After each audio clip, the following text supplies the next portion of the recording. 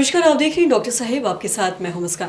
दर्शकों, हम जब भी देखते हैं कि अगर हम सांस की बात करें तो अक्सर सभी के जहन में दो चीज़ें याद आती है। एक तो अस्थमा की बीमारी और दूसरा सीओपीडी। आज हम इसी पे खास बातचीत करेंगे और ये जानेंगे कि दोनों में क्या कुछ दोनों के लक्षण होते हैं और दोनों में क्या कुछ अंतर पाया जाता है। हम जानेंगे कि दोनों के जो सिम्टम्स होते हैं वो क्या कुछ होते हैं। और इसी पे खास बातचीत करने के लिए आज हमारे साथ मौजूद है डॉक्टर अमिताभ बंगा। आपको बता दें कि बिहार के जाने माने फेफड़ों से जुड़े विशेषज्ञ हैं। सर नमस्कार, बहुत बहुत स्वागत है आपका। नमस्कार, धन्यवाद। सर, अगर हम बात करें फेफड़ों की तो हम अक्सर ऐसा देखते हैं किसी से भी अगर हम बात करें, अगर लंग्स की बात करें तो लोगों के जहन में रहता है एक अस्थमा और दूसरा सीओपीडी। मैं आपसे जानना चाहूँगी कि दोनों में क्या कुछ अंतर है, क्या कुछ दोनों के सिम्टम्स में अंतर है, ये आप हमें विस्तार से बताएं। नहीं, अच्छी बात है मुस्कान जी, क्योंकि दोनों ही सांस की बीमारी है। बहुत हद तक दोनों में सिम्टम्स कई बार कॉमन आते हैं, तो दोनों में डिफ्रेंशिएट करना ज़रूरी होता है क्योंकि दोनों का इलाज थोड़ा सा डिफरेंट होता है।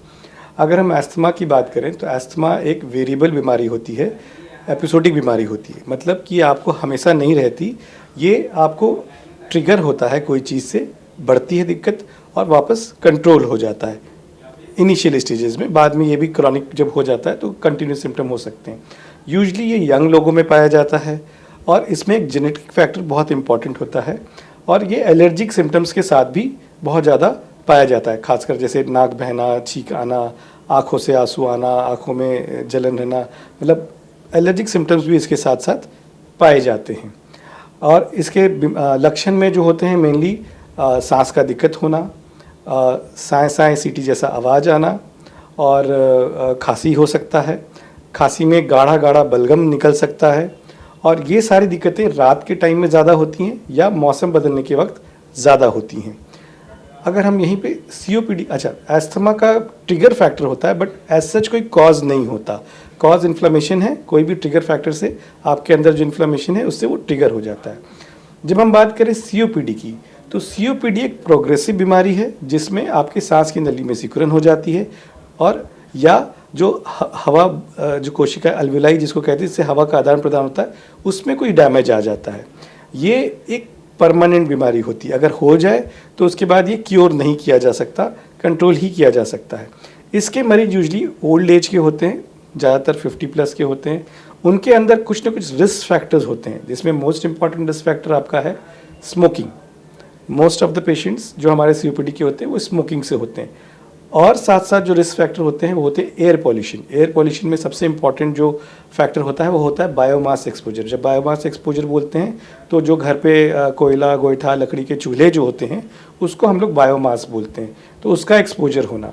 साथ ही साथ आउटडोर पॉल्यूशन, इंडोर पॉल्यूशन अब धीरे धीरे काफ़ी कॉमन होते जा रहे हैं। ये बीमारी अक्सर ओल्ड एज में पाई जाती है। साथ ही साथ इसमें मेन सिम्टम होता है सांस का फूलना, जो धीरे धीरे बढ़ता जाता है। खासकर चलने फिरने पे ही होता है, बैठे में मरीज को अक्सर आराम आता है। साथ ही साथ उसको खांसी बलगम भी हो सकता है और जब ठंड का टाइम होता है तो उस समय इसमें ज़्यादा परेशानी होती है। और बेसिकली डायग्नोसिस में देखा जाए तो दोनों में आपको मेन जो टेस्ट होता है वो पल्मोनरी फंक्शन टेस्ट या जिसको स्पायरोमेट्री हम लोग बोलते हैं वही होता है। पर एक में फ़र्क क्या होता है कि दूसरे में आपको, जैसे अगर हम अस्थमा की बात करें तो आपका स्पायरोमेट्री हो सकता है नॉर्मल भी आए, तो कई बार हमें सिम्टम के हिसाब से ही डायग्नोसिस करना पड़ता है। या अगर एबनॉर्मल आता है तो उसमें हम लोग एक बहुत इंपॉर्टेंट चीज़ देखते हैं जिसको हम लोग रिवर्सिबिलिटी बोलते हैं। मतलब कि दवा देने के पहले और दवा देने के बाद में काफ़ी इम्प्रूवमेंट आता है, जिसको हम लोग रिवर्सिबिलिटी बोलते हैं।